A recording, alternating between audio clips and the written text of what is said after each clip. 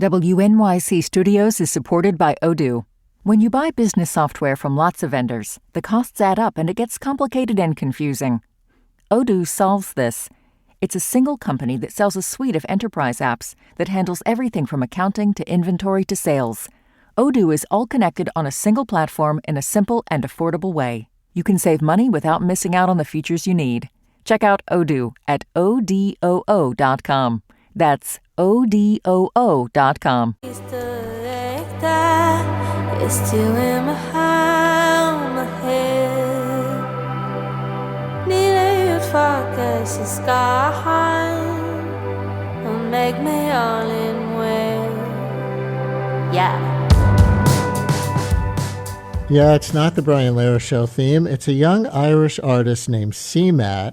That song is from her album Euro Country, which came out last year. If you couldn't make out the lyrics, that's because they were in Irish. I have a translation here that says, "What am I to do if I'm not meeting you? I have an empty head and a new personality. I become more invisible. You're gone from my life. There's nothing left in the mirror. Will I be beautiful bald?" So, for St. Patrick's Day, we're going to talk a little bit about the history of the Irish language, including a decline in speakers that many in Ireland are working now to reverse.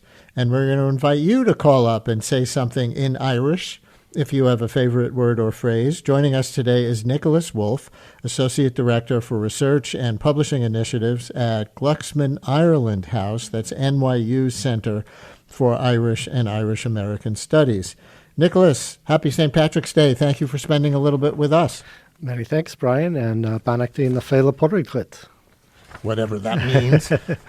What does it mean? That means happy St. Patrick's Day. So, listeners, here we go. Our phones are open. This may be a needle in a haystack in New York these days, but if you speak Irish, not just if you are Irish, but if you speak the actual language of Irish at all, call up and say any word or phrase in Irish that you enjoy saying or that you think our other listeners would enjoy hearing. 212-433-WNYC, 212-433-9692. Again, if you speak Irish, call up and say any word or phrase in Irish that you enjoy saying or that you think our other listeners would enjoy hearing. 212-433-WNYC. This time I'm not saying call or text. We want your calls. We want to hear your voice. 212-433-9692. Or maybe you have a story about learning the language or not learning the language, because this is different generation by generation for people living in Ireland. 212-433-9692. So can you tell us first how widespread is use of the Irish language in Ireland and why that has changed over the last couple of generations? Sure. So surveys done in recent years still continue to show that between 40% and 50% of the population would claim a knowledge of Irish or would have used it recently. Many of them learn it in school, and so it's kind of a school-imparted skill.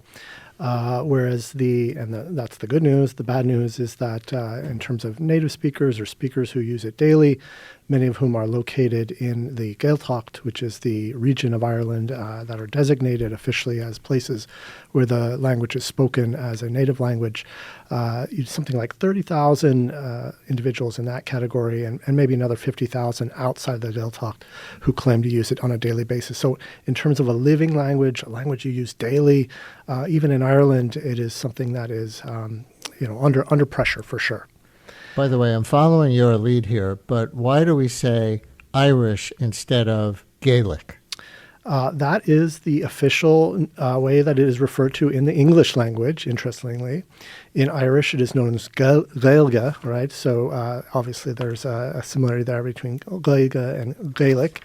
But that is the official term that is used in legal terms and whatnot for the Irish language in English, interestingly enough. Yeah. Fiona in Madison has a phrase in Irish she would like to say on the radio. Hi, Fiona. Happy St. Patrick's Day. Happy St. Patrick's Day, Brian. My favorite Irish phrase to say to people is Slán na Bhaile, which means get home safely when they're leaving. And then the other thing I'd like to share, my husband has a T-shirt that says, "It's far Gaelga Brista na Berla Clista," which means broken Irish spoken is better than clever English. Oh, very good. That get home safe, that was your first one? Then that assumes there wasn't that assumes there wasn't an Irish goodbye where people leave without telling anybody. Ha ha ha ha. That's what not a thing in Ireland. That's really only a thing here.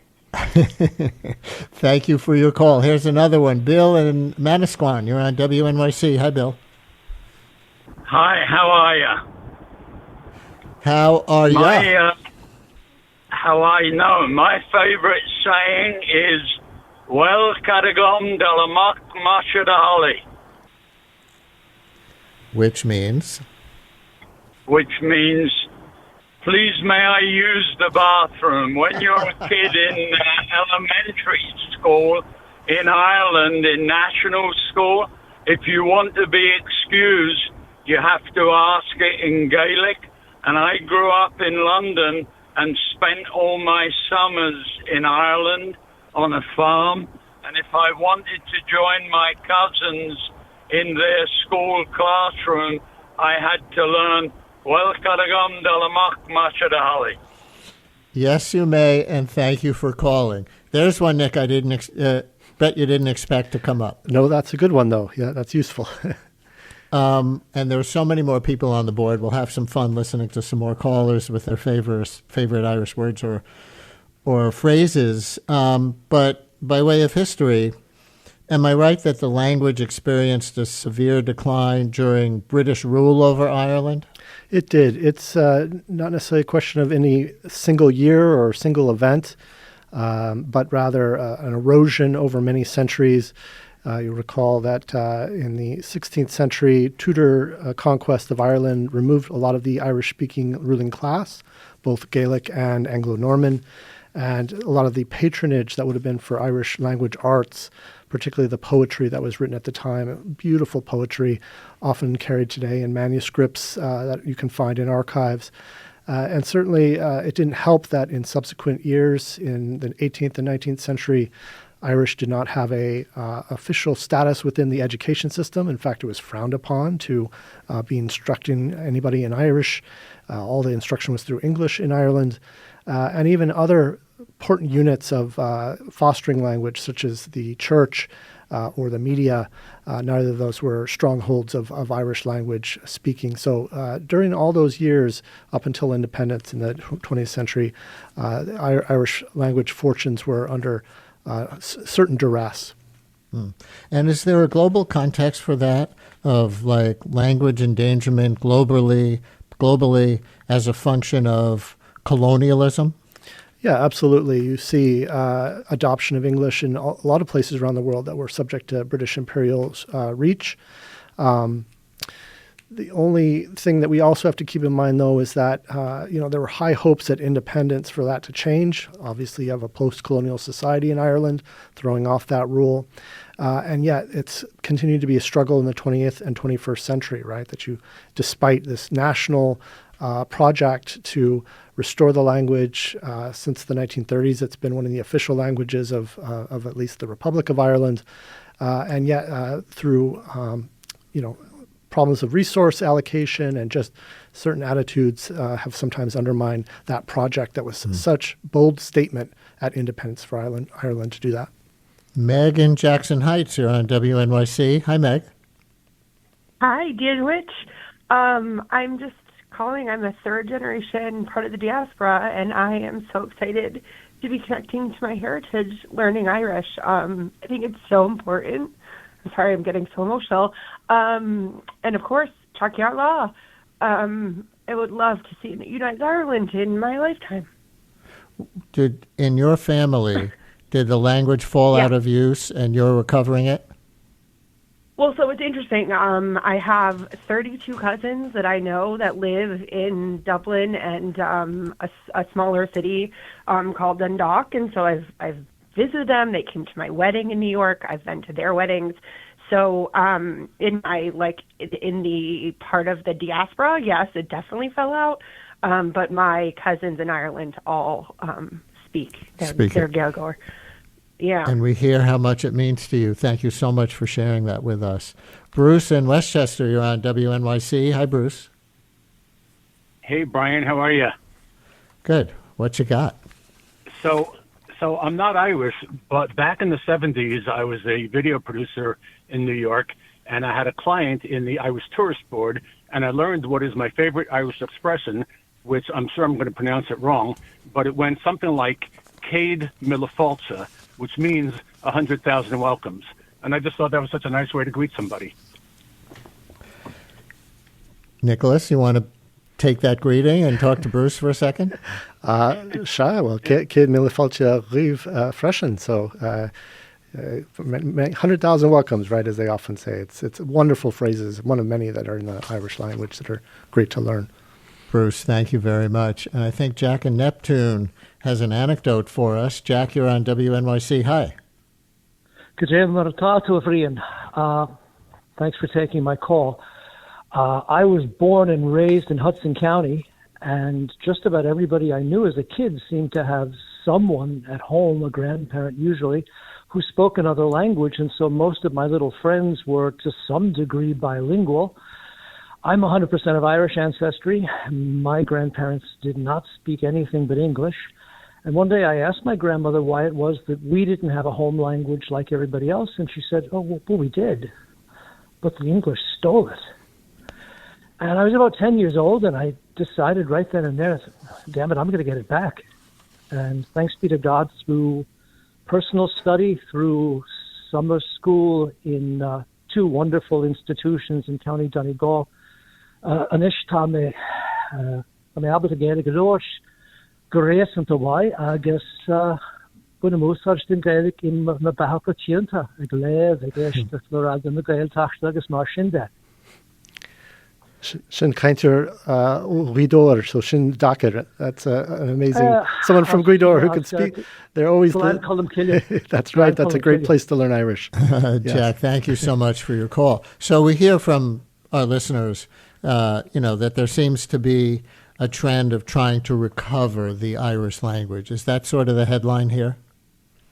Absolutely. And this is like the golden age, I think, for doing it, despite obviously the challenges of maintaining the language in Ireland. But we have Irish, spoken twice at the Oscars last night. It was amazing to hear that on that stage. And it's part of movies currently, Colleen Quinn, Banshees of Inisherin, you hear it there. You hear it in musical groups like Kneecap, right? It's a very amazing time, presence for the language in media and with learning resources as well. Yeah, Kneecap, there's Derry Girls. And as if you thought we didn't watch the Oscars and pull this 2-second clip of Jessie Buckley saying thank you for the award for her role in Hamnet. And there we leave it with Nicholas Wolfe, Associate Director for Research and Publishing Initiatives at the Glucksman Ireland House, that's NYU Center for Irish and Irish American Studies. Thank you and happy St. Patrick's Day. Go to Market Brain. Slán? Did I say that right? Slán? Thank you for joining us. Brian Lehrer on WNYC. Stay tuned for Allison.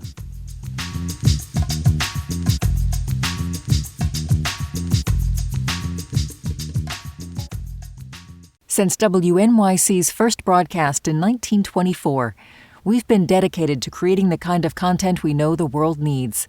Since then, New York Public Radio's rigorous journalism has gone on to win a Peabody Award and a DuPont Columbia Award, among others. In addition to this award-winning reporting, your sponsorship also supports inspiring storytelling and extraordinary music that is free and accessible to all. To get in touch and find out more, visit sponsorship.wnyc.org.